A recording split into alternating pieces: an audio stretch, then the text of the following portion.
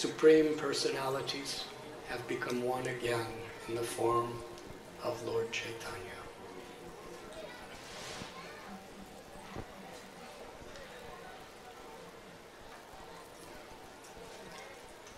Wherever Lord Chaitanya was, he induced devotees to have loving relationships with each other, to taste the sweetness of Krishna Katha, speaking about Krishna, hearing about Krishna, his teachings, his pastimes, his qualities, characters, devotees. He taught us how in the association of devotees, the very core of our existence is chanting the holy names together in Sankirtan, serving one another with great appreciation and affection, and spreading this mission to the souls in this world who have forgotten their relationship to Krishna. And a very important part of the life and culture of Lord Chaitanya and all of his devotees was centered around the temple where the Archa Vigraha, the form of Krishna, resides. When he was in Puri, every morning and through most of the day, Lord Chaitanya would chant and dance and pray and perform seva with his devotees in the presence of Jagannath, Baladev, Subhadra. In Navadvip, when he was young, it is described that he had a family, Shalagram Shila. And every time he would pick up that Shila to begin the puja, he would incessantly cry in the ecstasy of love, because he wasn't just seeing stone. He was seeing, feeling, experiencing Krishna fully. His limbs would be shaking. His tears would be pouring, torrents of tears. In that such a state, he had to put Krishna down, take bath, put on dry clothes. But as soon as he would see the Shalagram Shila, again, the same thing would happen. So he approached Gadadhar Pandit and said, I'm not qualified to worship the deity. You see, every time I try, this is what happens. So please help me perform this seva. That is how Sri Chaitanya Mahaprabhu saw the deity. And when he first came to Puri, he came running, so eager to see Jagannath. Actually, from the point of Shantipur, while he was walking that long journey to Puri, all along he was just crying, Jagannath, Jagannath, in separation. When he saw the chakra on top of the temple, he was so eager to reach Jagannath's temple that he would walk very fast. Then he would fall unconscious, then he would get up and he would walk very fast. It's just a couple hours walk, but it took him a very long time, and it seemed like millions of miles away to Lord Chaitanya. That was his eagerness.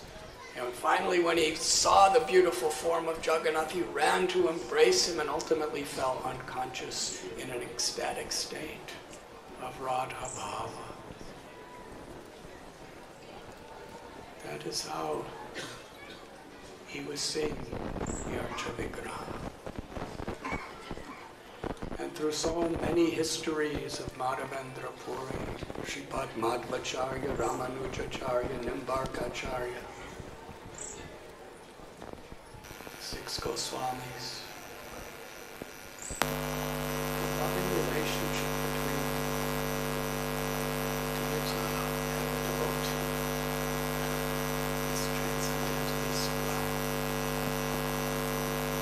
Shankaracharya Acharya, the root of Shiva, great Vaishnava, worship Bhaktivinoda.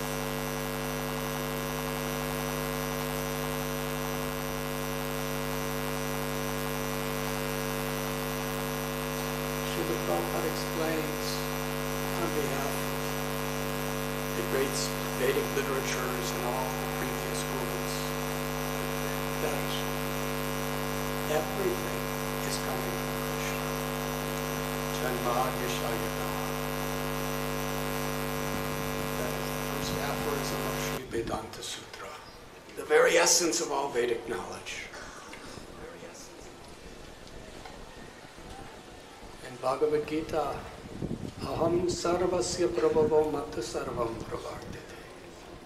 Krishna tells, I'm the source of all spiritual and all material worlds. Everything emanates from me.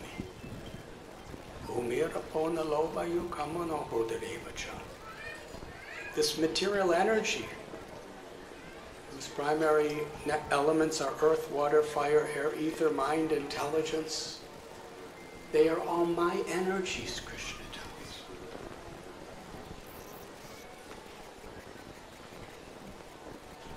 So for someone who says, how could God appear in what appears to be a physical form of wood or stone or metal?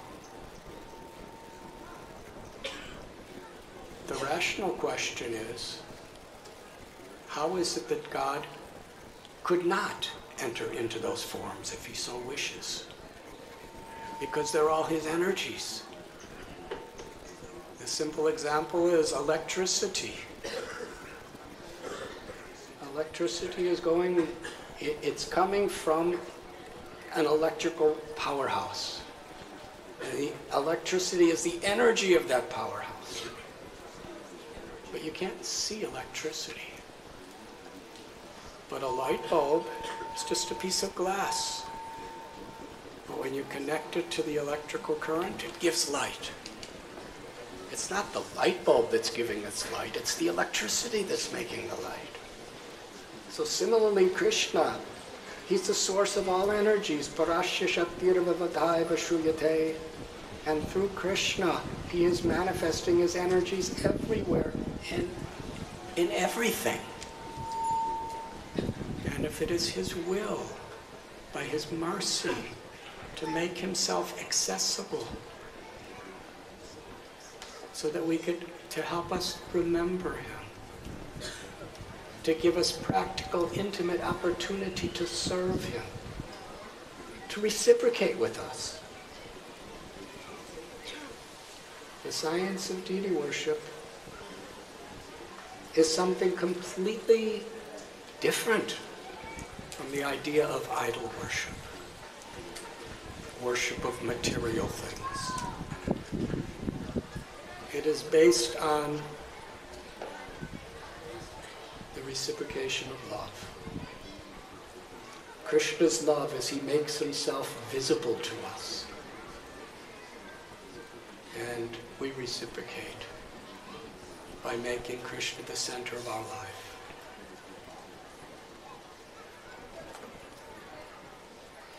In Vrindavan, Madan Mohan is the Sambandha Murti. And Madan Mohan Temple was the first large temple to be built in Vrindavan.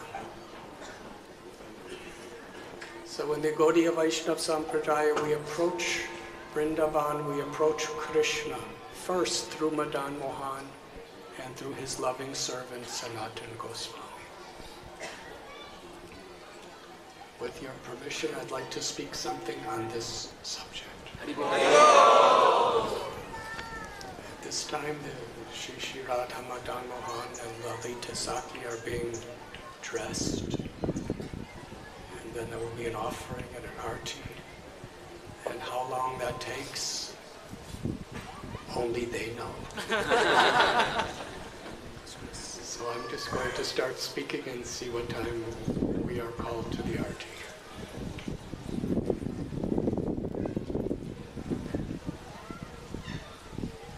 Sanatan Goswami, Rupa Goswami, and their younger brother Anupam are coming from a family from the Karnataka state of South India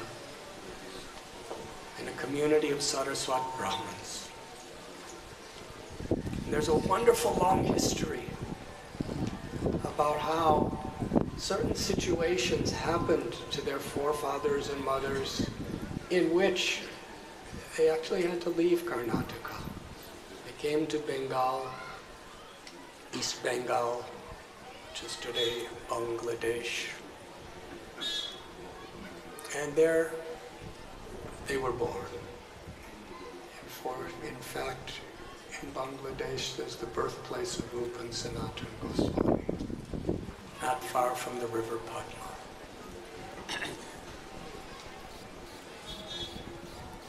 They were so qualified in every way. According to our acharyas, they are eternal, intimate associates of Sri Radharani and Sri Madan Mohan in Goloka Vrindavan. Sanatana Goswami is identified as Rati, or also called Lavanga Manjari. When they were young, Sanatana Goswami, he had a dream. One of the most important dreams in history. He dreamed that an effulgent, beautiful-looking Brahman appeared to him, presenting the Srimad Bhagavatam in the form of a book. Now please understand, in those days, there was no books as we know them. All scriptures were hand carved and printed in either palm leaves or other types of natural bark from trees. There was no printing presses. If you wanted a book, Srimad Bhagavatam has 18,000 slokas. First of all, you had to find someone who had it, and then you had to find someone to copy it for you. And just getting the leaves and preparing them were a very, very big effort. So it was very rare. So here was this effulgent person giving Sanatana Goswami the Srimad Bhagavatam. He was overwhelmed with joy. Then he woke up. And the dream was so real. He looked all over his house to see if there was a Srimad Bhagavatam, but there was no Srimad Bhagavatam. So how was he ever going to get one? These days, by Prabhupada's mercy, even if you don't want one, people, devotees will put them in your hands. But actually, we should have the same eagerness as the great devotees did in those days. It's just as rare. It's just as valuable. It's just easier to get. So Sanatana Goswami was feeling very deep separation. Oh, I don't have the Srimad Bhagavatam. And as he was crying in this mood, someone came to his door. It was the same personality that was in his dream, and presented him Srimad Bhagavatam.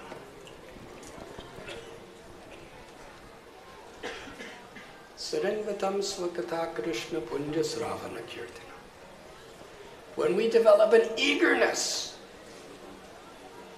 a deep appreciation,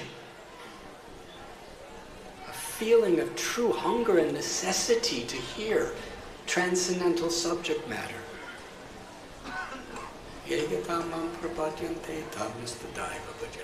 then Krishna reveals himself and reveals the truth within the Vedas. So his whole life was so much centered around his study of Srimad Bhagavatam. Within every moment of every day, he was going deeper and deeper and deeper into the nectarine ocean of Srimad Bhagavatam.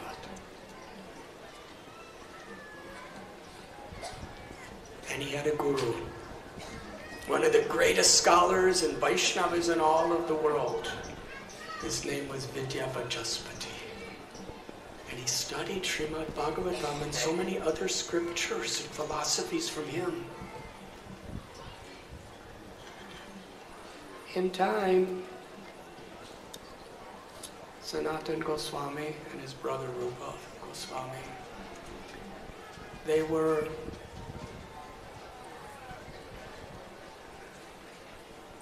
forced to accept the service of a very cruel, manipulative king, the Nawab Hussain Shah.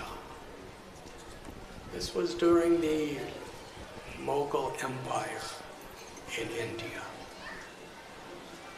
The Nawab Hussain Shah, he hated Hindus or anyone that was not of his religion.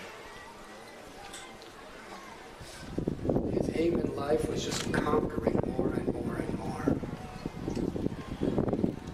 Because Rupa and Sanatana Goswamis, they weren't Goswamis at that time. They were so learned, they were so kind, and everyone loved them so much. The king understood, if these people are under me, then the whole Hindu community will follow me. So to protect the people from persecution, they accepted the service. And how well they did it. And Nawab Hussain Shah, most of the time he just went out conquering other lands and entrusted the kingdom and the care of the people to Sanatana Goswami, who he made his prime minister. And Rupa was his finance minister, home minister. They took such responsibilities. Dira Dira. Srinivasacharya tells that the Goswamis of Vrindavan were very dear to both the gentle and the ruffians. They were so gracious. They never compromised in their own moral, ethical, and spiritual principles. But somehow or other they harmonized this inconceivable situation of working for this type of a king. And the king was so happy. He accepted Sanatana Goswami as his own brother and divided his kingdom with them. He built beautiful mansions for them in Fatehpur and in Ramakeli. Gave them massive treasures. They became multimillionaires, what today would probably be a billionaire. And yet their heart was studying the Srimad Bhagavatam and remembering Krishna and chanting the names of Krishna. They were such great learned scholars in Sanskrit, in Bengali, in Persian, which was the language of the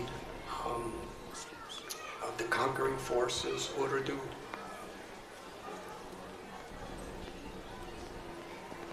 And with their wealth, they would have conferences, inviting devotees and scholars from all different directions to come. And everyone wanted to come to be with them. And the beautiful thing we learn is how they treated everyone with such respect. Although in practically every way they were superior in scholarship, in wealth, in position, in realizations. But they built beautiful little houses for all their guests to stay in. They would personally greet everyone. They built a magnificent auditorium to hold these seminars. And it's described when they would sit on the stage, Rupa and Sanatan Goswamis, they looked as beautiful and effulgent as Indra in an assembly of devatas. But still, whoever came, they would come down from the stage, greet them, and serve them.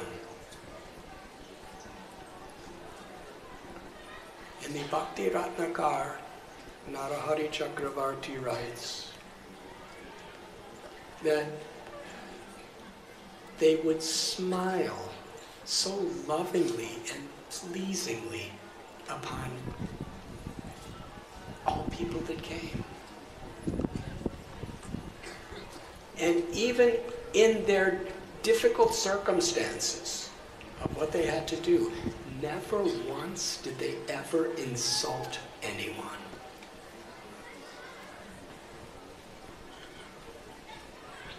They saw Krishna in everyone's heart.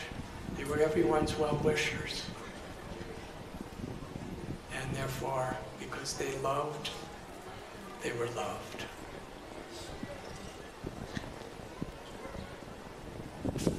One day, Sanatan Goswami had a dream. A person in the renowned storeroom of life with a beautiful golden complexion appeared to him. It was Lord Chaitanya Mahaprabhu. Immediately Sanatana Goswami could understand this is Krishna in a golden form. And he surrendered his heart, his life to this form of this person in this dream. And Lord Chaitanya told him that I want you to go to Vrindavan to establish my mission throughout the world from there. Sanatana Goswami woke up and went to Rupa Goswami, explained to him the dream, and Rupa Goswami said, I've had the same experience. I have heard, and in my heart I know, I have total faith that Lord Chaitanya Mahaprabhu, he is living. He's in Puri. And we must surrender our hearts, our lives to him. In separation from the Lord, Rupa and Sanatan, in Ramkeli, they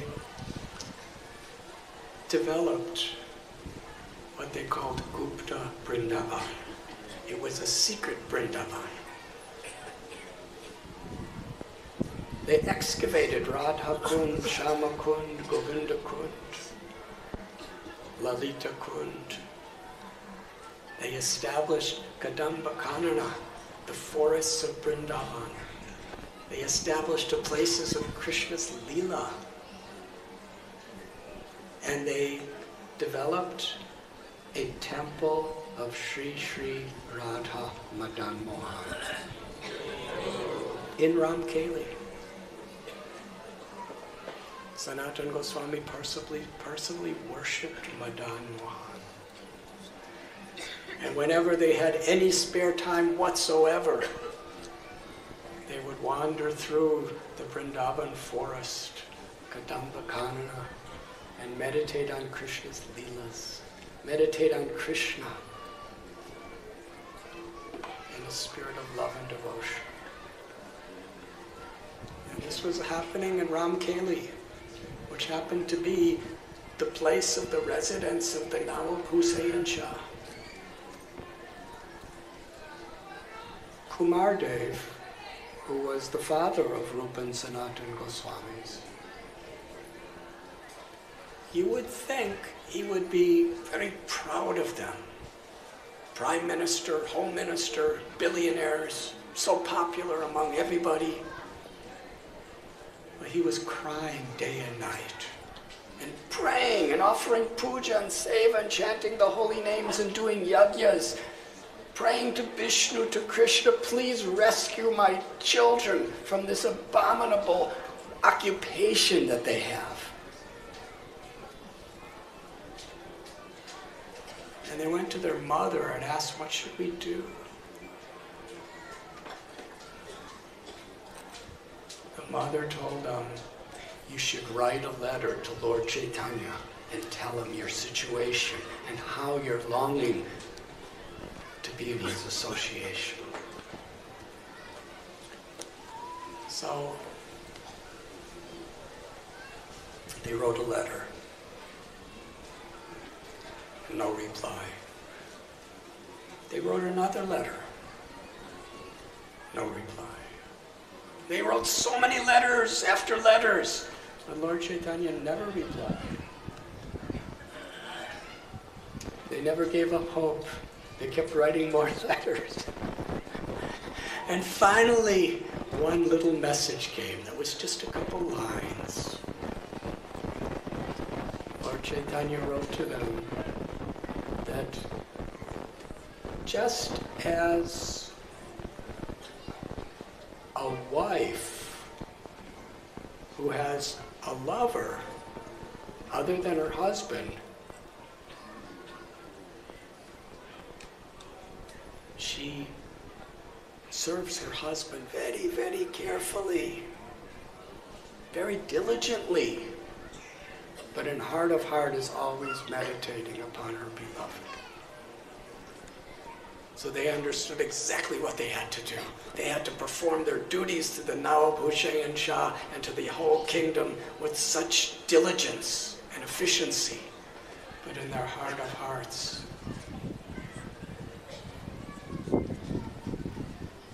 they were always meditating on Krishna in service to Lord Chaitanya. And Lord Chaitanya ended the letter that Krishna will be merciful to you. So during Lord Chaitanya Mahaprabhu's first attempted journey to Vrindavan, he did something very unusual. He took a route which was very indirect. In fact, it was another direction, and came to Ramkeli. At that time, there were thousands, hundreds and thousands, according to Vrindavan Das Thakur, there were millions of people following him to Vrindavan, having loud Sankirtan. And when they came into Ramkeli, all these hundreds of thousands of people were loudly chanting the holy names. Nawab Hussain Shah, he heard this tumultuous chanting and he asked one of his assistants, what's going on? They went and they came back and they said, we've never seen anything like this. There's this person, very large person with long arms that extend below his knees. He has a magnificent golden complexion, large lotus eyes. He's dancing, he's singing the names of Krishna. Tears are pouring from his eyes. We've never seen anything like this. And there's hundreds and thousands of people who are doing anything he says. He's inducing them all to be crying in ecstasy of love for Krishna.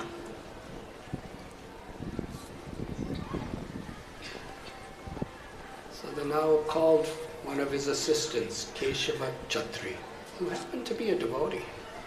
He said, tell me, who is this person? Keshava Chatri was very much worried that he might attack Lord Chaitanya. So he said, actually what you're hearing is all just rumors. This person is just an ordinary sannyasi doing madhukari. He has a few disciples. Don't even pay attention to him.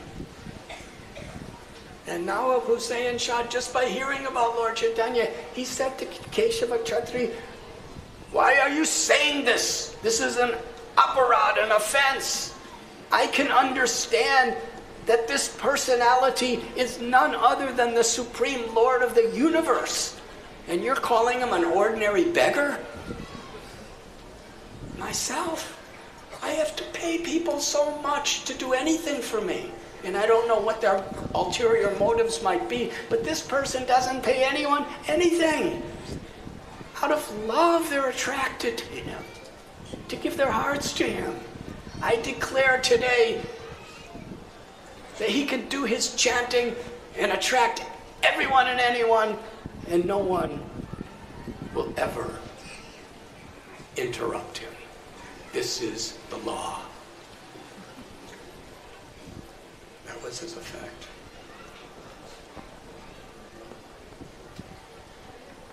He inquired, the Nawab Hussain Shah inquired from Rupa and Sanatan. And they said that you are representative of God, you're the king, so you should understand who this person is. In the middle of the night, they secretly went to meet Lord Chaitanya. That place is still there today. There's a tamal tree and a kadamba tree.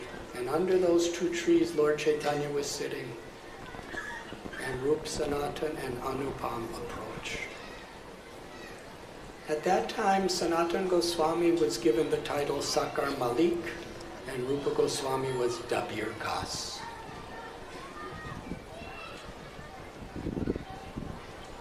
They offered Lord Chaitanya their obeisances with cloth wrapped around their necks, with straw between their teeth, crying tears of humility. They prayed, we are so abominable, and our activities are even more abominable. We are the most fallen souls who are in the association and rendering service to the most fallen souls. Therefore, we're even more fallen. Millions of times more sinful than Jagai and Madhai, because Jagai and Madhai, after all, were Brahmins and they lived in Navadvip. They were just addicted to sinful things. But we have dedicated our lives to serving cruel people. We have no hope except your mercy. Because you are Patita Pavana, you have descended into this world to deliver the most fallen. And throughout the entire world you will find no one more fallen than us. So please give us your mercy. We are begging like a dwarf that is attempting to touch the moon.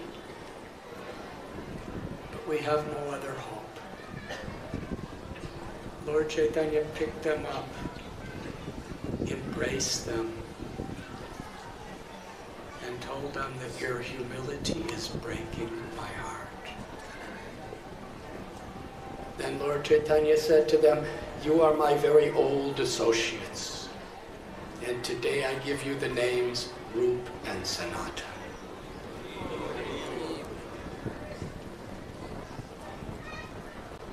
He told them to continue what they were doing, but that soon Krishna would deliver them. Sanatan Goswami advised Lord Chaitanya that you're going to Vrindavan with so many hundreds and thousands of people, it will be a disturbance for you.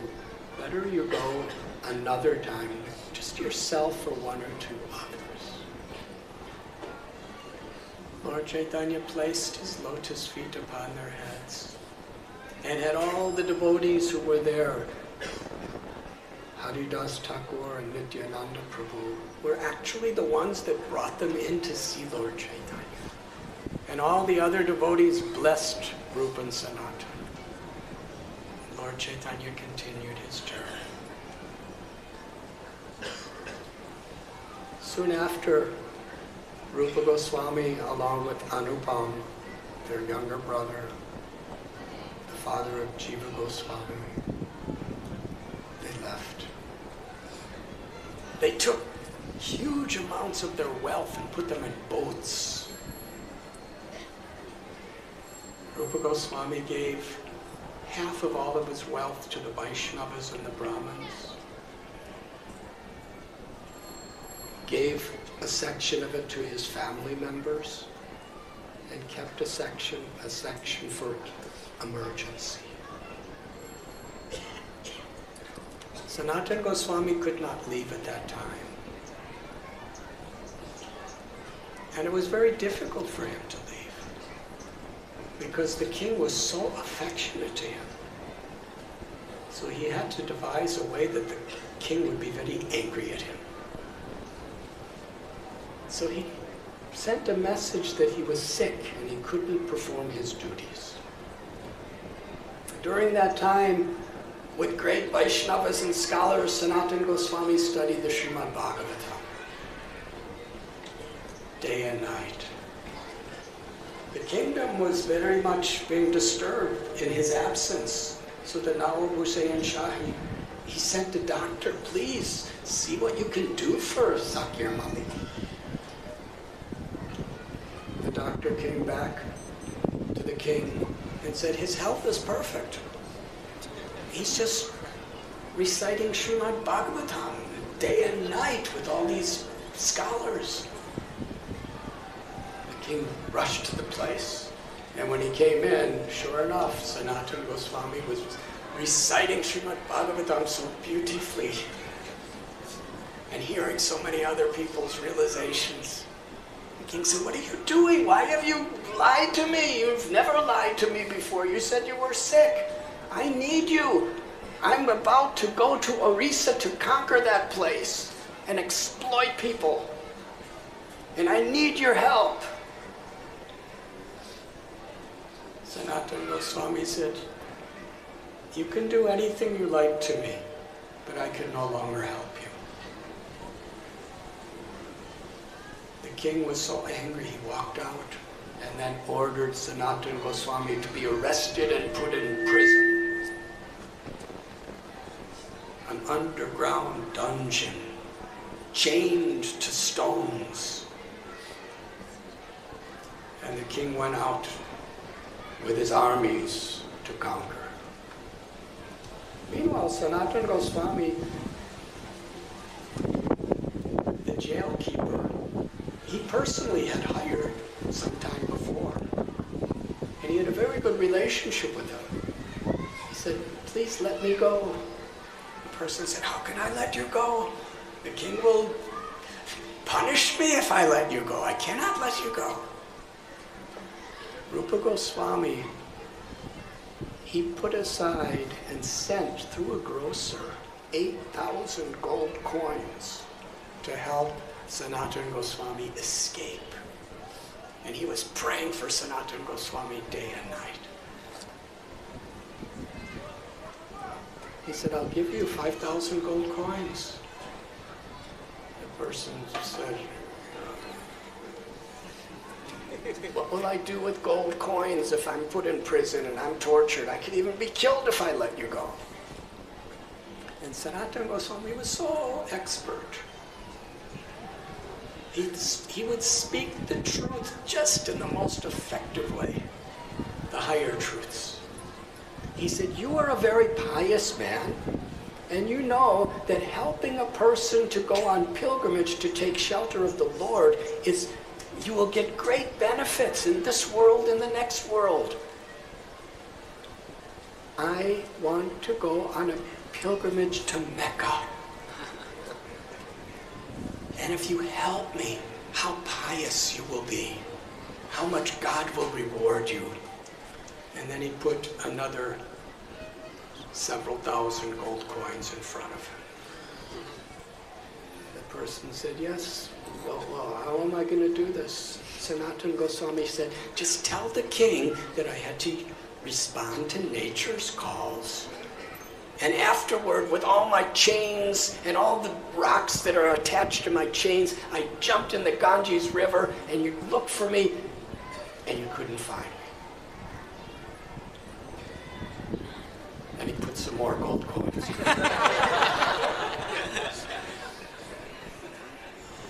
I said, yes, well, if you want to go to a place of pilgrimage, then I should certainly help you. And he took all the gold coins. And he cut the chains and released Sanatana Goswami. And now Sanatana Goswami, who was the prime minister of the entire kingdom, was a fugitive, running for his life. And his one assistant, Ishan, came with him. They couldn't go to any main roads. They were going through the jungles. And one particular jungle was infamous for thieves and murderers. And there was a hilly tract of land that was almost impossible to cross unless you knew your way. So he went to an inn and asked the innkeeper, can you help me? The man said, you stay here. And the man treated him really nicely. The reason is because just before Sanatan came, an astrologer told him, this person has 8 gold coins. So let me treat him really nicely, and at the least expected moment I will kill him and steal his money. So Sanatan was very intelligent. He understood this person is treating me so nice. He must have an ulterior motive. He asked his servant, Ishan, did you bring any gold coins? He said, I have 7. He said, give them to me. And he gave them to the innkeeper, said, you take them. The innkeeper said, I was going to kill you for these. Now you're giving them to me? You're such a good person. I don't even want them. Go. I'll take you across the hilly tract of land. Lord Chaitanya said, if you don't kill me, somebody else will. So please do me the favor of taking them. So they went across the jungles, and then Lord Chaitanya said to Ishan, do you have any other coins? He said, I have 1. He said, take that one and go home. When Lord Chaitanya was traveling, Sanatana Goswami was traveling alone, he came near Patna. There's a place called Hajipur. And that was a place where he happened to meet his brother-in-law, Shrikanta. And Shrikanta saw he was very disheveled. He was just wearing the clothes of a prisoner. And Shrikanta said, please come to my house, stay with me for some time, and I'll get you nice food, and I'll give you nice clothing. And Sanatana Goswami said, I'm going to meet Lord Chaitanya. I will not stop anywhere. But Shrikanta insisted, take this new woolen blanket. So just to please him, Sanatana Goswami took it. After some days, he arrived in Varanasi and heard the news that Lord Chaitanya was on his way back from Vrindavan, and he was staying at Chandrasekhar Acharya's house in Varanasi. Sanatana Goswami sat in the courtyard of Chandrasekhar and waited. Lord Chaitanya told Chandrasekhar, there's a great personality outside. Please bring him in. He went out to the courtyard, came back in, and said, there's no great personalities out there. Lord Chaitanya said, I know he is. He said, no, there's nobody there. Is anyone there? He said, there's just one mendicant. He's just kind of sitting there. He's a very disheveled person. Lord Chaitanya came out, and Chandrasekhar, he was astounded when Lord Chaitanya picked up Sanatana Goswami and embraced him, and they were both bathing each other with their tears of ecstatic love.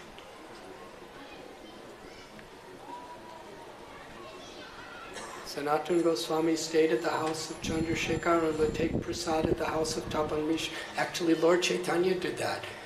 But Sanatana Goswami would not. He would go to do Madhukari every day. And one day Lord Chaitanya happened to glance in a certain way at the wool blanket. And Sanatana Goswami could sense he doesn't like this new blanket. So he went to the river Ganges and he saw this Bengali mendicant who had a very old, tattered, torn up quilt, and he was washing it in the Ganges. Sanatana Goswami said, I will exchange this brand new expensive blanket for your old torn quilt. And the man said, why are you insulting me in this way just because I'm so poor? Sanatana Goswami said, no, really, here. And when he came back to Lord Chaitanya wearing this old quilt, Lord Chaitanya said, where is the blanket? He told him the story. And Lord Chaitanya said, this is very good because you're doing Madhukari with such an expensive blanket on. What will people think of you? Now Krishna has removed from your life the last drop of material attachment.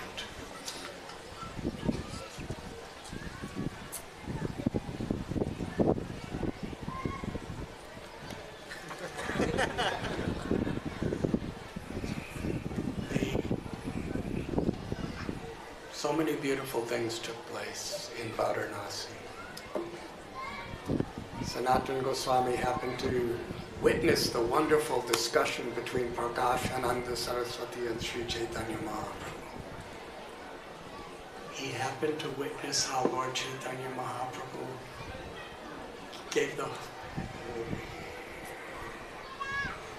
gave Krishna consciousness to everyone.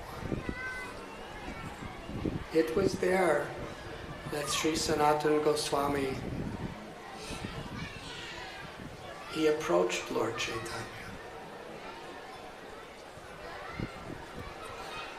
with such profound, genuine humility,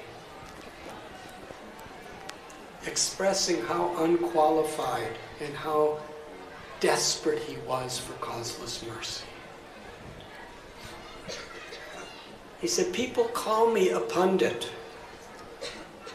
but I don't even know who I am. And I'm so unfortunate that I believe them when they say that. Please instruct me. Who am I? What is the purpose of life? Why am I suffering the threefold miseries of material existence? And how can I get out from this abominable situation?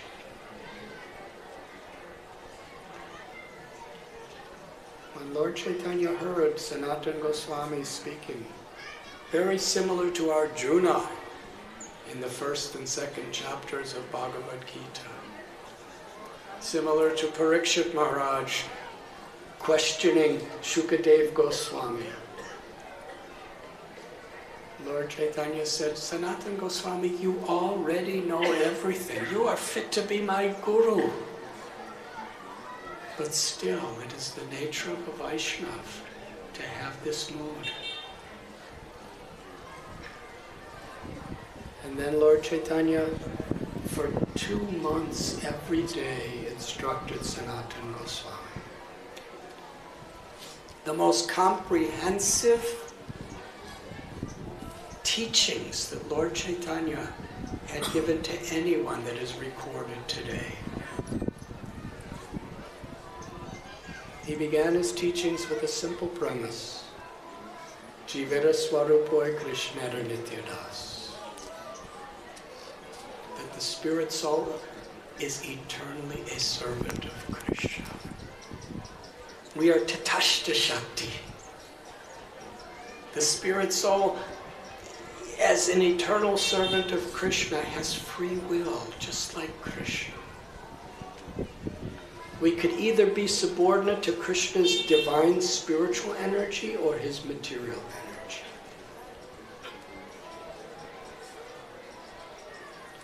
And from that premise, he taught the world through Sanatana Goswami what is the goal of life? The sadhya and sadhana, the way to achieve it. The principles of Krishna, Krishna's energies, devotion to Krishna.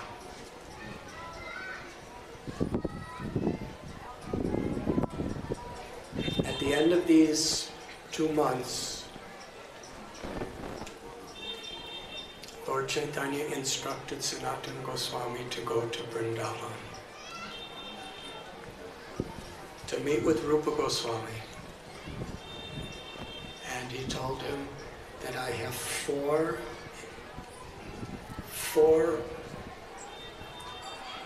missions that I want you to accomplish on my behalf. I wanted to do it myself, but because my mother wants me to live in Puri, I am entrusting to you. While living in Vrindavan, I want you to rediscover and excavate the places of Krishna's pastimes and make it into a place of pilgrimage. I want you to establish temples and deity worship in Vrindavan. I want you to extract the essence of all the Vedic literatures, pure unalloyed devotional service to Sri Sri Radha and Krishna, and write books to expand on that subject. And through your own life, I want you to exemplify what a true Vaishnava, and especially one in the renounced order of life. Krishnadas Kaviraj Goswami tells that the heartbreaking scene of when Lord Chaitanya and Sanatana Goswami was being separated cannot be explained in words. They embraced each other. Sanatana Goswami just wanted to stay with Lord Chaitanya forever, but Lord Chaitanya sent him to perform his seva in Vrindavan. When Sanatana Goswami arrived in Vrindavan Dham, he was met by Subudhi Rai, who happened to be an incredible personality who was really in a suffering condition, but Lord Chaitanya Mahaprabhu saved him and gave him the simple service: go to Vrindavan, and any devotees that come to Vrindavan, you should take care of them in every possible way. So Subudhi Rai, whenever any devotee like Sanatana Goswami came, he would get food for them, he would cook for them, he would show them the 12 forests. If they were sick, he would get medicine for them. Prabhupada said, especially Bengalis, they like oil massages, so he would give them oil massages. Sanatana Goswamis roamed through the 12 forests of Sri Braj Bhumini with Subudhi Rai. And then he got a message that Lord Chaitanya was calling him to Puri. He left Puri and began by foot walking. But of course he was still a fugitive, so he couldn't go the main roads without on the banks of the Ganga. He went through the Jarigan forest. And while he was there was practically no food, and he was all alone. Sometimes he was fasting. And once he drank some very contaminated water. Instantly he contracted a terrible disease. His whole body, the skin, was infected with boils and oozing sores, rashes, scabs. It was intolerable. Pain, constant itching, pus and blood. He continued his journey. He was thinking, my body is so useless. And there was no apparent cure for this disease. So he decided, I will go to Puri, and during the Ratha Yatra, in the presence of Lord Jagannath, when Sri Chaitanya Mahaprabhu and all of his associates are present, loudly chanting the holy names, I will throw this wretched body of mine under the wheel of Jagannath's chariot. And then perhaps I will get a better next life. He committed himself. This is what I will do. After some days, he arrived in Puri. And being so humble, he never went to the Gambhira, Lord Chaitanya's house. There's no real record that he ever went there. He wouldn't go in Jagannath's temple, but he went to the place of Haridas Thakur. It was Haridas Thakur and Nityananda Prabhu that first introduced him to Lord Chaitanya. When Srila Haridas Thakur and Sanatana Goswami met, they were both in very, very great happiness and gratitude. Sanatana Goswami said, "Where is Lord Chaitanya?" Haridas Thakur said, "Every day in the morning at about this time, he comes here." And just when he said that, Lord Chaitanya appeared. Sanatana Goswami and Haridas Thakur both offered their prostrated obeisances. Haridas Thakur got up, and Sanatana Goswami just laid there offering prayers flat on the ground. And Lord Chaitanya said, "Who is this?" And Haridas said, "It is Sanatana Goswami. He's come to see you." Lord Chaitanya picked up Sanatana and went to embrace him, and Sanatana tried to run away, but Lord Chaitanya, with his long golden arms, squeezed him to his chest, and the pus and the blood oozed and smeared over Lord Chaitanya's beautiful body. Sanatana Goswami was brokenhearted. Lord Chaitanya was so pleased. They spoke for some time. Lord Chaitanya said, "You stay here with Haridas Thakur, and every single day after my darshan of Jagannath, I will come here to meet you." Sanatana Goswami said, "But please don't embrace me because there's pus and blood all over your body." Lord Chaitanya said, "I'm embracing you for only one purpose, for my own purification. Because you are such a great devotee of Lord Krishna. By seeing you, by touching you, I am becoming purified."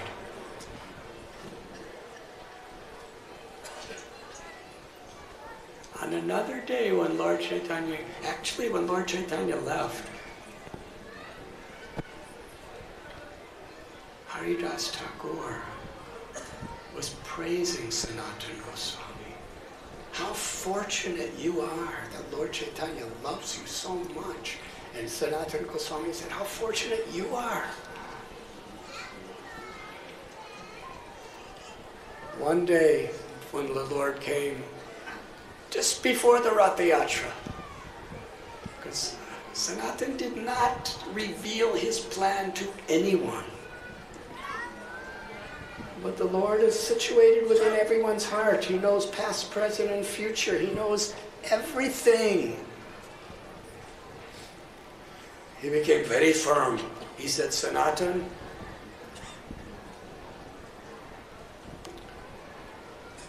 your body is Krishna's property. You have no right to destroy someone else's property.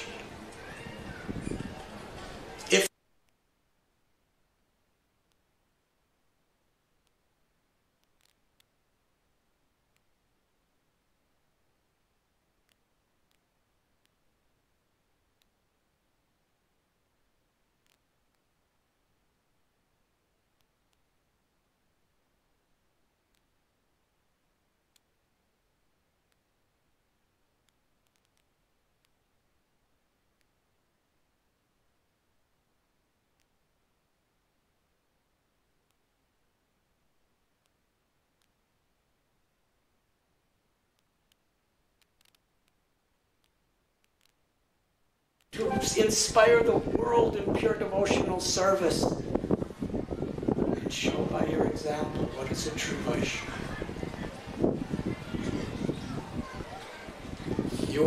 you will be an instrument of my most intimate mercy to the world. When Haridas Thakur heard this, after the Lord left, he said to Sanatan, just see, the Lord wants to do all these things through you. How fortunate are you? Sanatan Goswami said, I am so contaminated and I'm so fallen. I don't know why the Lord's saying this, but how fortunate are you that Sri Chaitanya Mahaprabhu descended to establish the Yuga Dharma of the chanting of the holy name, and he have made you the Namacharya. This is the nature of devotees. They're always seeing the good in each other.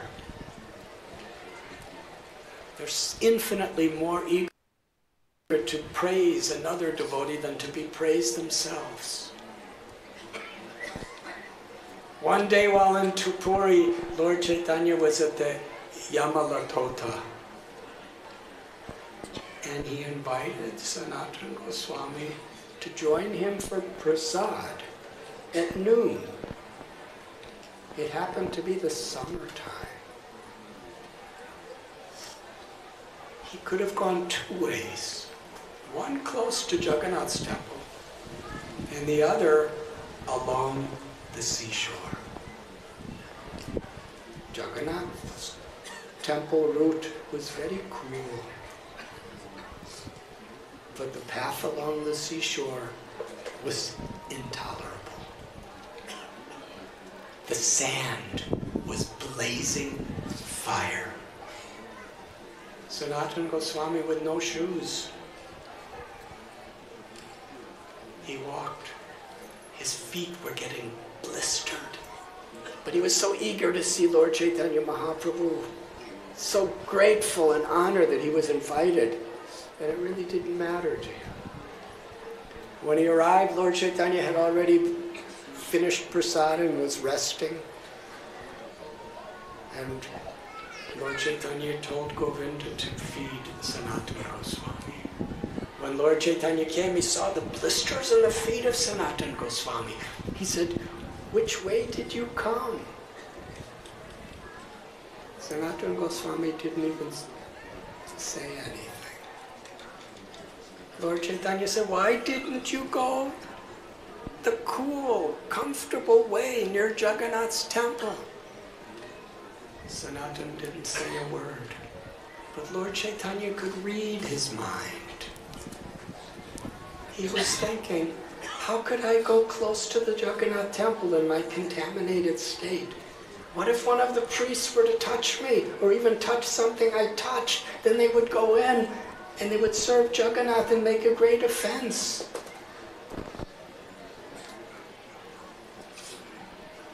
This was Sanatana Goswami's humility. It is said that Lord Chaitanya Mahaprabhu, through four of his associates, he taught four of most important characteristics of a devotee. But none of them could be imitated. Through Ramananda Rai, he taught the limits of controlling the senses. Through Damodar Pandit, the limits of neutrality. Through Haridas Thakur, forbearance and tolerance. And through Rupan Sanatana Goswami, the quality of humility. Sanatana Goswami remained in Puri. One day Lord Chaitanya came, and Sanatana Goswami told him that I've decided I'm going to go to Vrindavan. I'm going back because you've already given me these missions there. So I'm leaving today. Lord Chaitanya said, why are you leaving? Why now? He said, Sanatana said, I spoke with Jagadananda Pandit. And I told him my plight. Every day you're embracing me, and every time you embrace me, I become so broken-hearted because you become covered with pus and blood and all these horrible substances, and I came here to get liberated, and I think I'm just making offenses every day. And Jagadananda Pandit said, the Lord has already given you instructions, just go to Vrindavan. Lord Chaitanya said, Jaga, that impudent neophyte, what right does he have to instruct you, who is fit to be the guru of the whole world? Sanatana Goswami said, Jagadananda Pandit is so fortunate that he's tasting the sweet nectar of your chastisement. But I am so unfortunate that all I get is your praise. Lord Chaitanya said, no, it's not like that. I mean it. You are my guru. I can't tolerate anyone giving you such instructions. But my Lord, every day you're embracing me. And I'm making so many offenses. And please hear carefully. Lord Chaitanya said, let me tell you what is in my mind. The nature of a mother's love, even if her little baby, even if she touches the stool and urine of the baby, because of the love in her heart, she smells that urine and stool as Chatushma.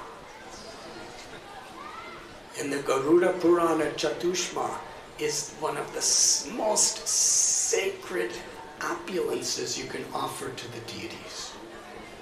It's a mixture of sandalwood, musk, saffron, and camphor. It smells like nectar. He said, because of my love for you, because I love you as my own child, when those oozing pusses come on my body, I smell nectar and I feel purified. And then Lord Chaitanya went to embrace him again, and Sanatana Goswami tried to run away, but Lord Chaitanya held him and squeezed him. And at that moment, Sanatana Goswami's health became perfectly healthy. All the diseases went away. His skin was effulgent, glowing. Haridas Thakur began to dance, clapped his hands and said, just see your mercy. It was you that gave him this disease, just to show the world the nature of your devotees, tolerance, humility, and love. And now it is you who have cured this disease. This is all your pastime. Sanatana Goswami stayed with Lord Chaitanya Mahaprabhu in Puri for 1 full year. Then returned to Vrindavan after receiving the mercy and the blessings of all the Vaishnavas. Lord Chaitanya would praise Sanatana Goswami as if he had 5 mouths. And in this particular instance, Srila Krishnadas Kaviraj Goswami says, all the Vaishnavas who had come from so many different directions for the Ratha Yatra, they were all relishing hearing Lord Chaitanya praise Sanatana Goswami. Overwhelmed with ecstatic joy.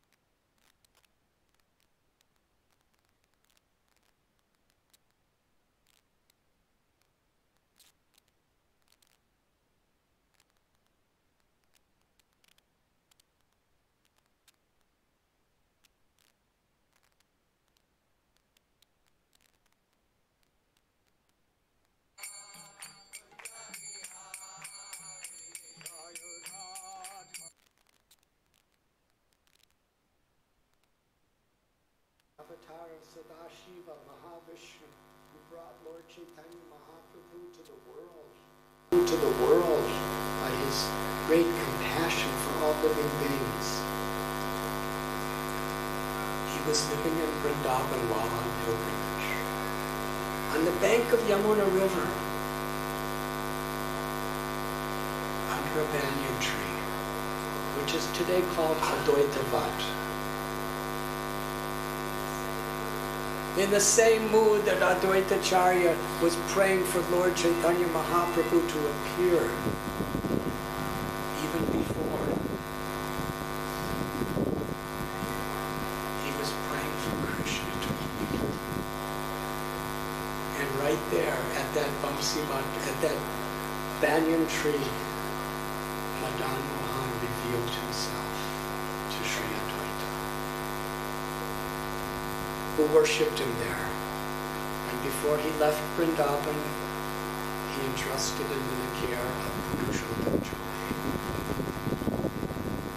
Now Madan Mohan Ji is Krishna. He could perform so many leelas in so many ways, in so many places. Bhakti Ratnakar explains Sanatana Goswami's first experience of Madan Mohan was when he was traveling through Braj Bhumi. He was in Mahaban, Gokul.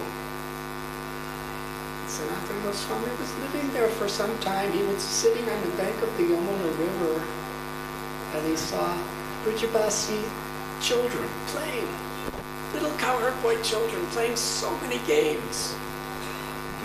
Sanatana Goswami, this Mahapandit, self-realized Goswami, he was charmed just to watch the children play.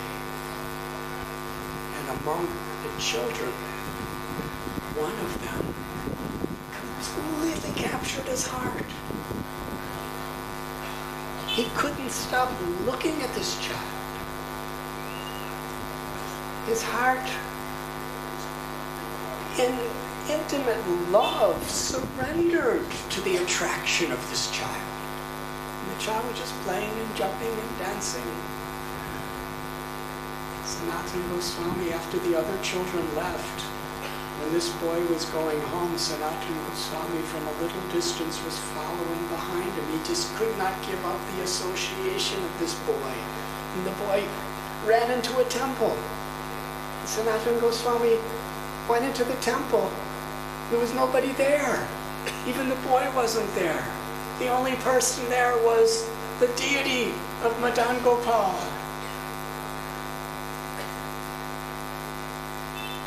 Madan Gopal was out playing with children just to give pleasure to the heart of Sanatana Goswami.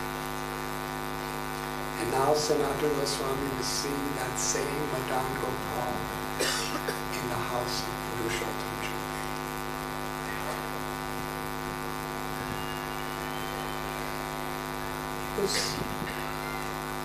He offered Sanatana Prasad, and when this Brahmin went on the altar to get the prasad,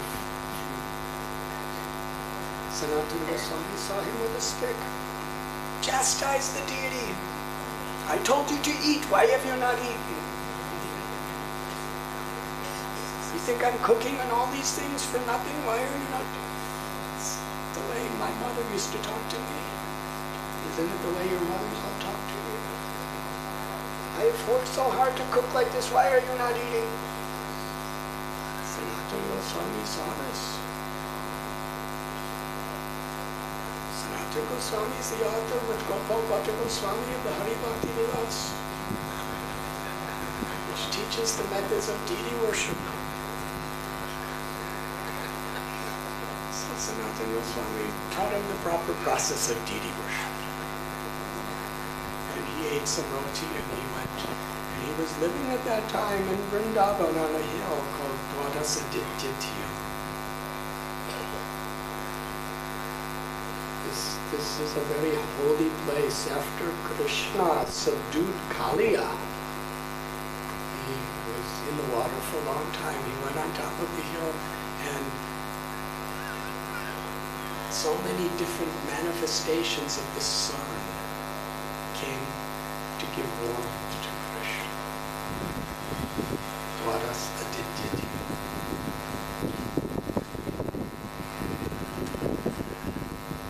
Sanatana Goswami had a dream. Madan Mohan appeared to him and said, I want to be in your care. Tomorrow, this Brahman Jobe is going to bring me to you.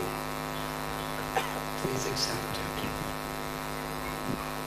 Sanatana Goswami said, my Lord,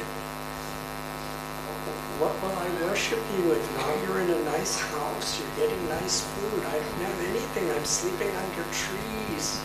I'm doing madhukari. Krishna said, there's nowhere else I want but to be with you. Whatever you have, I will be satisfied.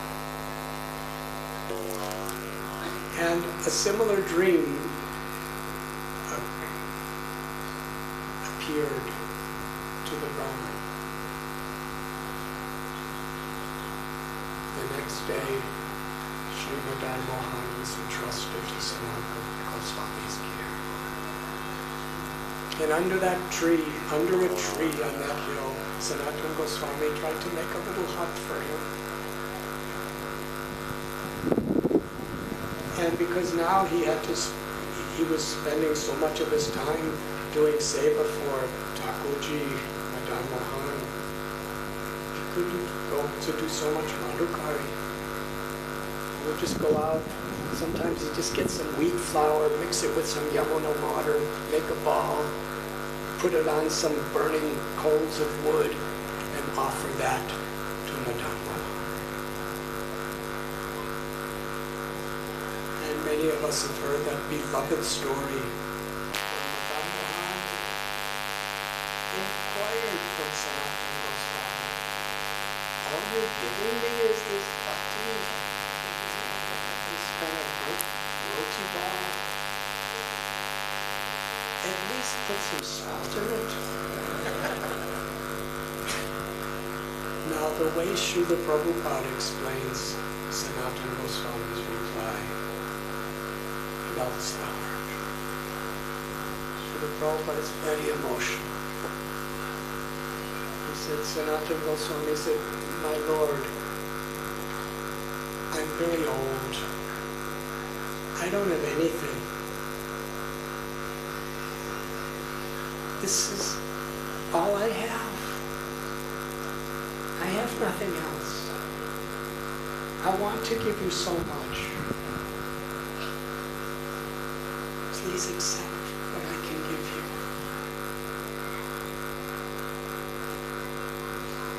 Madan Mohan was satisfied.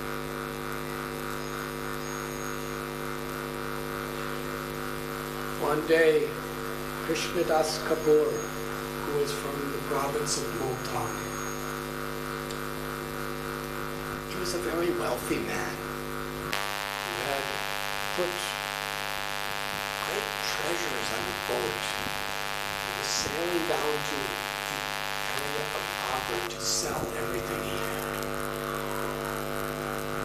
On the way, he was just under Dwadasatityo when his boat got stuck in the Yamuna River. Didn't move. This was a great crisis. Was it going to sink? There was nothing he could do, because at that time Vrindavan was like a jungle. There was nobody around.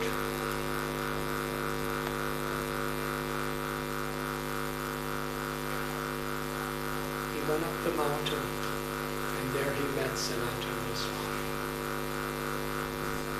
He appealed to Sanatana Goswami, everything of my life is about to be lost if I can't move this boat. What am I going to do?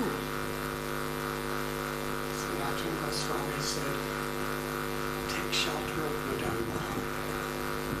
There's nothing I can do for you, but take shelter of Madan. By the association of Sanatana Goswami,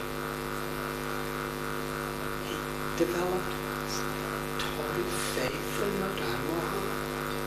That's the power of the association of devotees. Adoshruvata sadhu sangha. By hearing, by chanting, by being in close proximity with those who love Krishna, our faith becomes strong. Our willingness to take to the path of devotional service is manifested. Sanatana Goswami's compassion melted his heart, and with full faith he took shelter of Madan Mohan and stayed with Sanatana Goswami for some days and learned the path of pure devotional service. And one day the boat was freed from its entrapment. He took the boat, sailed it to Agra, sold everything he came back to Vrindavan and presented everything he had to Sanatana Goswami. Sanatana Goswami said, I don't need anything. I'm happy doing madhukari and sleeping under trees. But Madan Mohan deserves something better than living under a tree. Please build a wonderful temple for him. Sanatana Goswami and Krishnadas Kapoor, it appears that they designed the temple together. And with his fortune, he built the first original temple in all of Vrindavan. The temple of Sri Madan Mohan.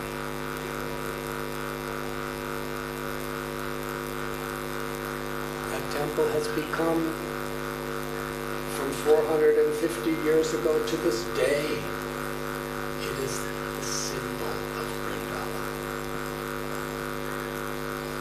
Even people of all sampradayas, when they think of Vrindavan, they think of Madan Mohan Temple, the temple of Srila Sanatana Goswami.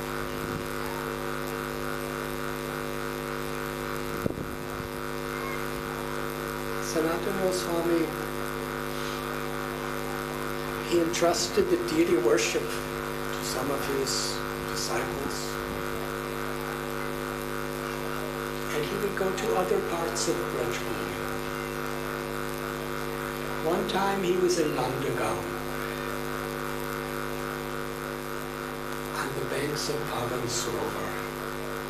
Pavan Sarovar is where Sri Radharani, Lalita Visakha, and their Sakis, associates, they would assist Yashodamai by cooking for Krishna every day.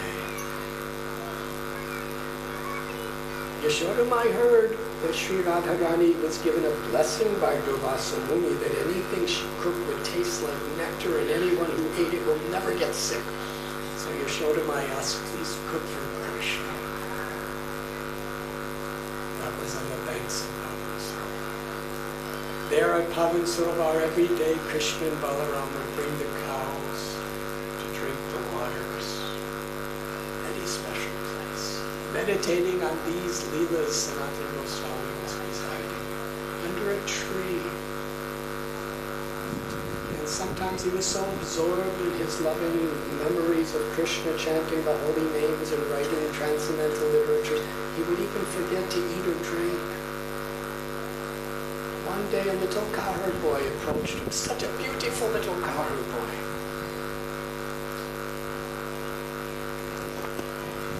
He said, Sanatana Goswamiji, I've been watching you.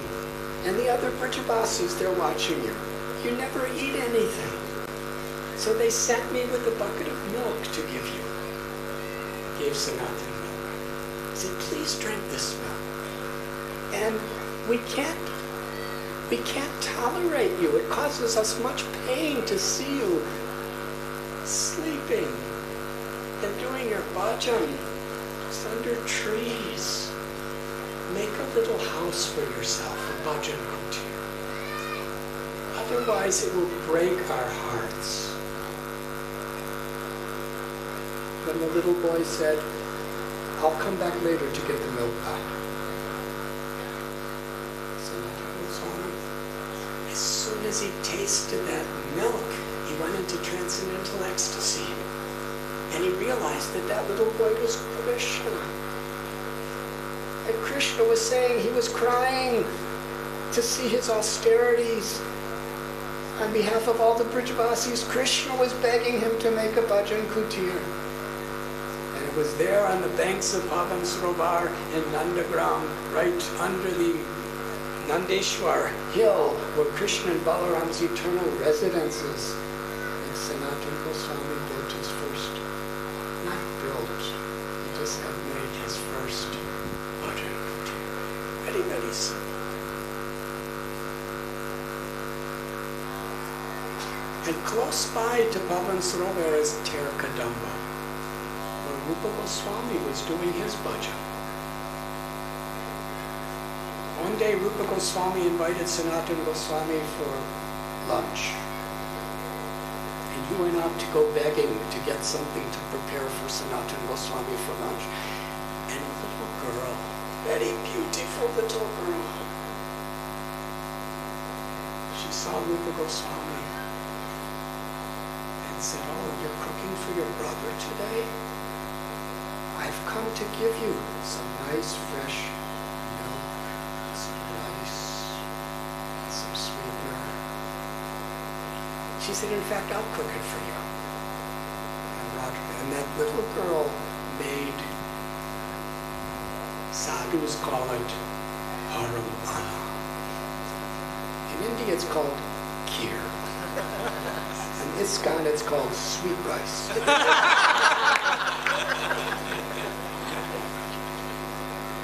But really sadhus, they don't say kheer or sweet rice, they say paramana, which means the supreme food. And any festival, disappearance day of somebody's guru in an ashram, all the sadhus assemble and they're eagerly awaiting paramana. But when this little girl cooked the paramana, gave it to Rupa Goswami, Sanatan came to Terkadamba and they tasted together that kheer. And suddenly tears were flooding from their eyes, their hairs were standing on end, their limbs were trembling, their hearts were exploding with ananda, paramananda. That paramana created paramananda. Sanatana Goswami was asked, where did you get this? He said, a little girl. Sanatana Goswami said, tell me, who is this little girl? When he described Sanatana Goswami said, that little girl is Srimati Radharani. How could you do this? How could you accept service from Srimati Radharani? We are her eternal servants. Radhadasyam, that's the principle of Lord Chaitanya Mahaprabhu's message, that we are striving to be the loving servants of the servants of the servants of Sri Radha in her service to Krishna. And you have Sri Radharani serving me. How could you do this to me?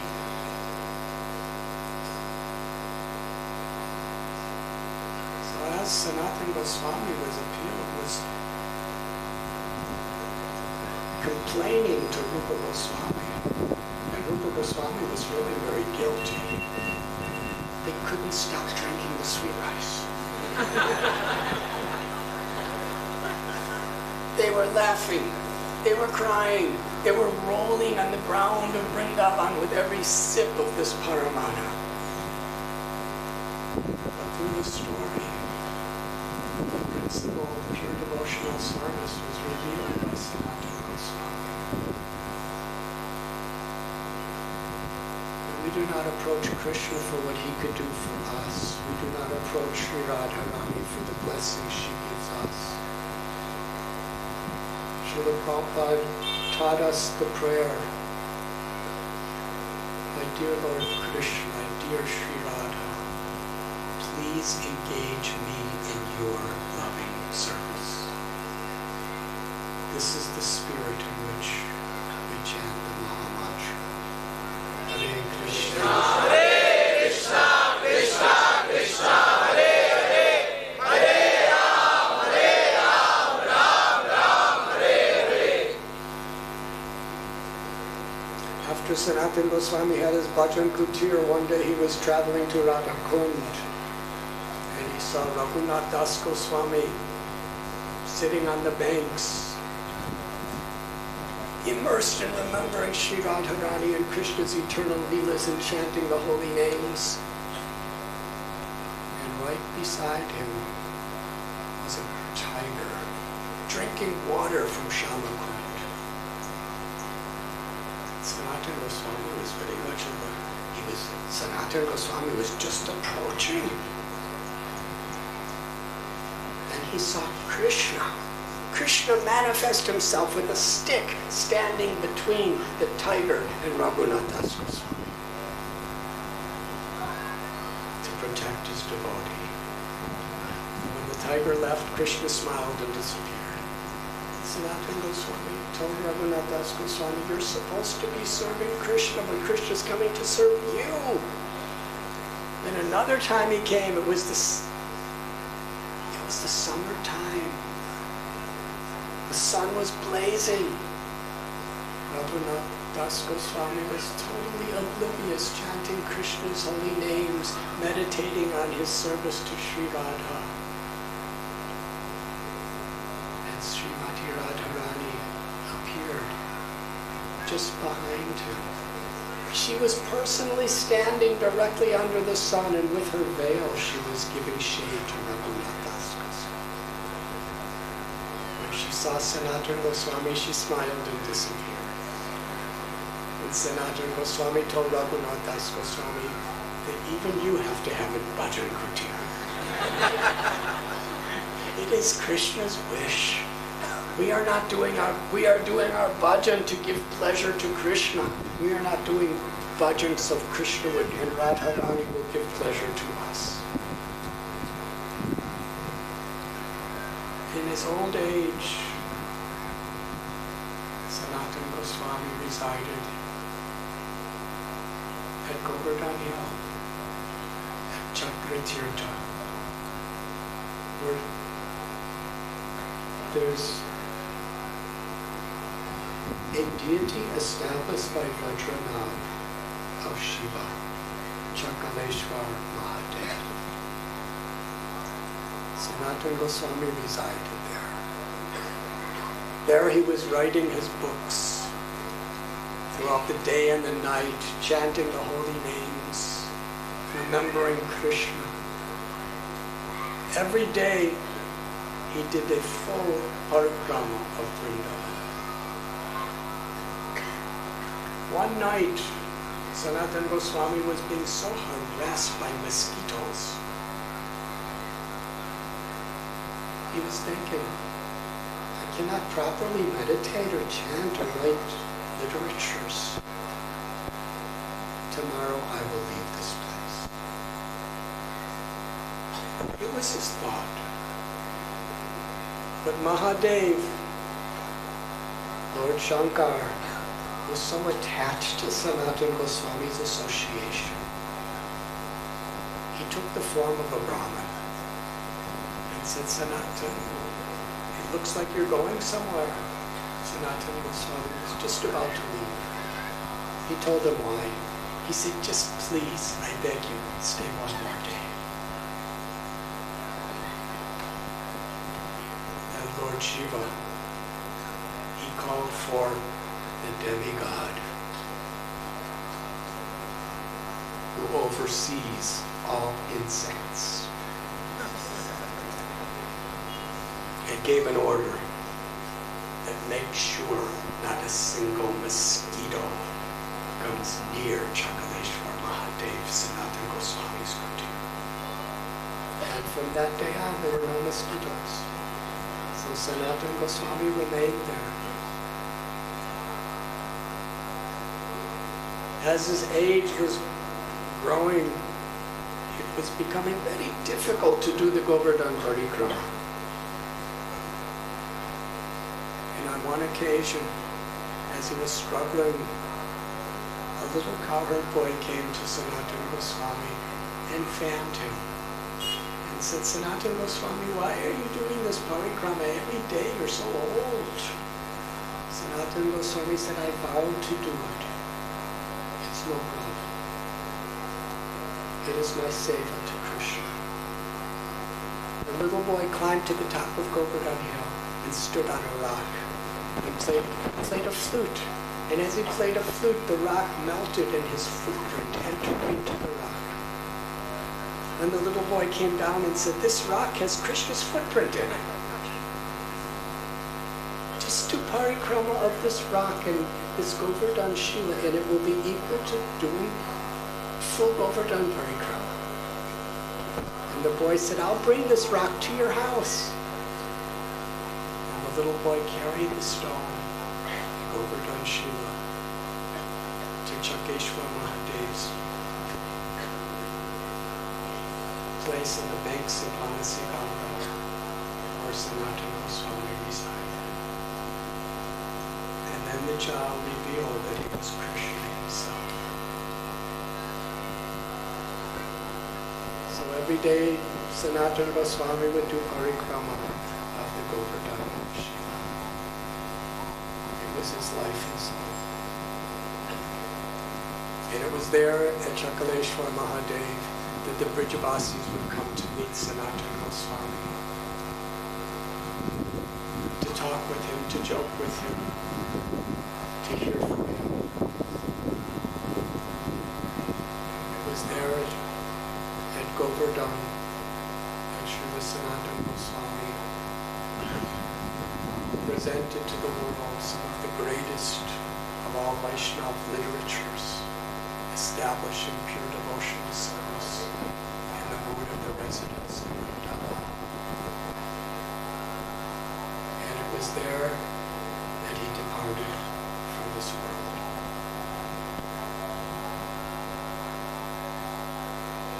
All the Brijabasis from all the villages and all the Goswamis, they all came to Manasi Ganga to celebrate the disappearance day of Sanatana Goswami. Through their prayers, through their love, and through the performance of Govardhan Parikrama. And his body was brought back to be put into a samadhi just close to Madan Mohan temple on the banks of the Yamuna River in Vrindavan.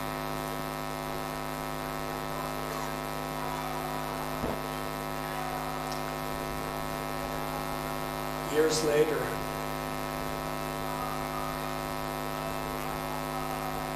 I'm just wondering, I haven't got any message. Is it time for Arati yet?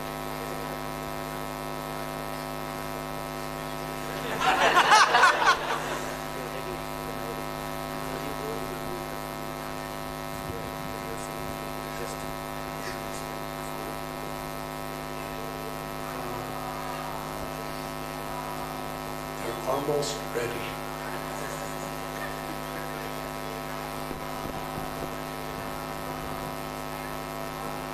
In Puri, one of the closest associates of Lord Chaitanya Mahaprabhu was Maharaj Prataparudra. A generation after him, he had a son whose name was Purushottam Jana. Very, very great devotee. He was a great devotee of Jagannath and a great devotee of Vrindavan.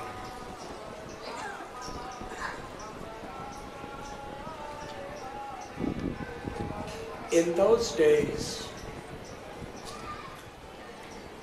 the Goswamis, when they worshiped Krishna, because Govinda Dev and Madan Mohan, when they were revealed to the Goswamis, they were alone. The Goswamis understood that the supreme object of their veneration and their love, Srimati Radharani, is forever within the heart of Krishna. So they worshipped Radha Madan Mohan in this way. Madan Mohan was standing playing his flute, and they worshipped Sri Radharani within the very core of his heart, his very life and soul. Purushottam Jana was thinking, as time goes on, people should have the experience of the darshan of Srimati Radharani. So he arranged 2 beautiful deities of Srimati Radharani to be sent to Vrindavan. There was a large procession of devotees who were having kirtan all the way from Jagannath Puri to Vrindavan. And the devotees in Vrindavan were so excited that Sri Radharani is going to come to stand before Madan Mohan and Govinda Dev. And when the 2 deities of Sri Radharani appeared in Vrindavan, they were having great celebrations, ready to install them. Just before the installation, one of those 2 deities appeared in the dream of the head pujari of Madan Mohan. And she told him, I am Srimati Radharani, but the person who sent these deities to you, he doesn't understand the truth. The truth is, the other deity is Lalita Saki. So you should install me on the left side of Madan Mohan, and you should install Lalita Saki on the right side.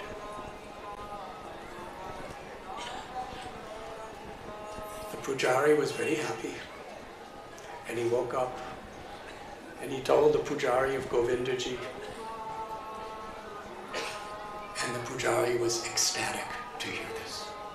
In fact, everybody was so happy to hear this, because the pujari had such a pure heart. Everybody understood that whatever he's saying is true.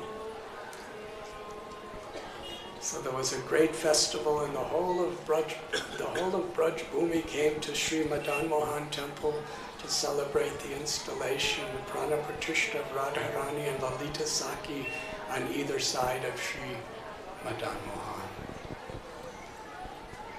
The news came back to Purushottam Jana. He was jubilant. He was overjoyed. But then he had to find another deity of Radharani. And that's a wonderful story. But it's time for arti.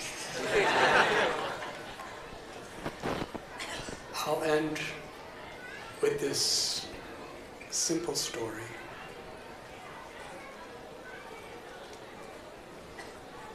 When Krishna was performing his pastimes in this world, Gandharva, or Madana, who is the presiding controller of all controllers within this creation. Because Madana, in English, the nearest comparison is Cupid. That energy, that personified energy that awakens attraction for material enjoyment. That is Madana. That irresistible attraction for pleasure in this world. And Madana holds a little bow and has an arrow. And when Madana shoots that arrow in your heart, you practically become a helpless slave of those desires. So Madana came to Vrindavan to test Krishna.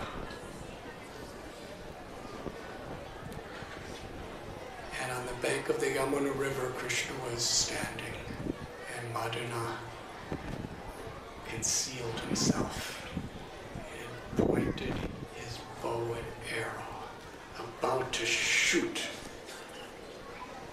that irresistible power into Krishna's heart.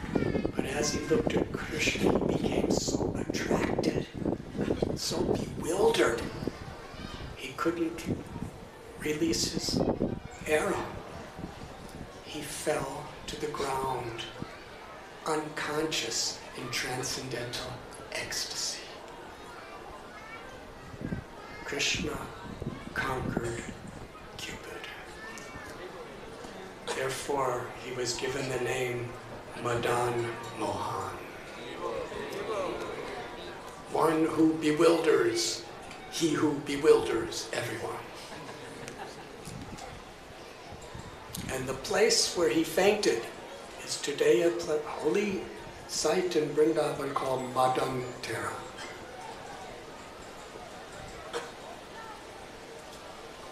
Krishna attracts, he who attracts everyone. But Sri Radharani attracts, he who attracts, he who attracts everyone. Therefore her name is Madan Mohan Mohini. And today Madan Mohan Mohini, Lalita Saki and Madan Mohan are about to reveal their first darshan and arti here at Govardhan Eco Village. Jayatam Sudatao Pangor Mamamam Pramatherakati Matsaravasva Padambo Chaurada Madanamo. I am lame and ill-advised. We cannot approach the Lord effectively unless we have truly humble hearts, completely depending on His mercy. In this prayer, Krishnadas Kaviraj Goswami is teaching us how to approach Madan Mohan. Feeling ourselves very helpless, seeking shelter. In the clutches of Maya, Daivi he shuguna mayi mama maya duratiya mame vame papajente maya me tatarantite. When we take shelter of Madan Mohan, he attracts our hearts. Param Drisvani Vartate. The beauty of Krishna is limitlessly, inconceivably greater than anything of this world. Krishna's form, His personality, His pastimes, and His holy names are supremely attractive. On the path of bhakti, we are established when we take shelter of Krishna. And when Krishna reciprocates and attracts us. It was Yamunacharya who said, I used to be attached to so many physical pleasures and so many emotional pleasures of this world. But after tasting a drop of Krishna's mercy, my lips curl in distaste for all material pleasure. So we are seeking shelter of Madan Mohan to attract our hearts in the servant and souls of God. Thank you very much.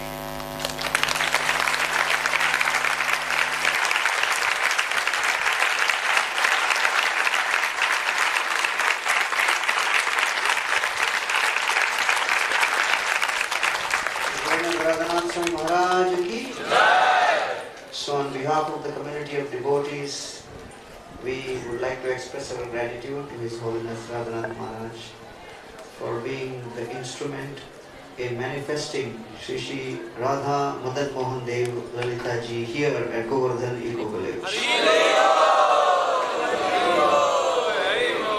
Thank you very much, Maharaj. And when the darshan opens, you will see that there is a beautiful silver plate right in front of the deities. So that is how the Goswami temples usually have. So we have Dr. Sitaram Alva. We would like to express our gratitude for sponsoring that and getting that executed. Haribo! And today's prasadam has been sponsored by Vamsidhar Prabhu. We would like to express our gratitude to him also.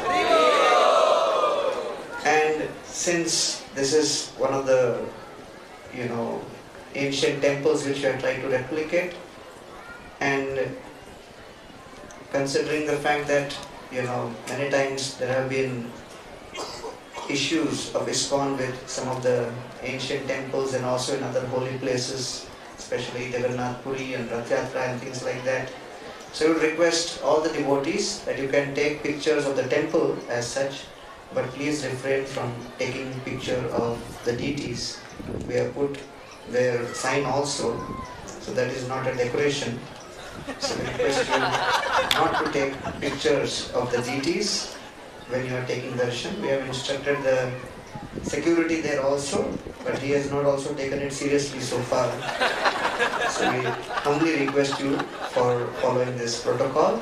So now Maharaj is going for performing the arati, and then the darshan will open and you will be able to see the arati right here, and everybody can assemble right there. On the farther side there is a queue which will go all the way to Madan Mohan temple and come back from this side. So please go to the farther entrance, and then for those who want to take prasadam, the prasadam on this side where you had your breakfast. Darshan will be going on non-stop, so you can also have prasadam first and then have darshan. All the options are available. The darshan will only close at night, 8 o'clock tonight. Thank you all very much for coming and spending your valuable time. On behalf of His Holiness Radhanath Maharaj and all the devotees, we would like to express our gratitude to each one of you. And if there has been any inconvenience during your stay here, we beg forgiveness.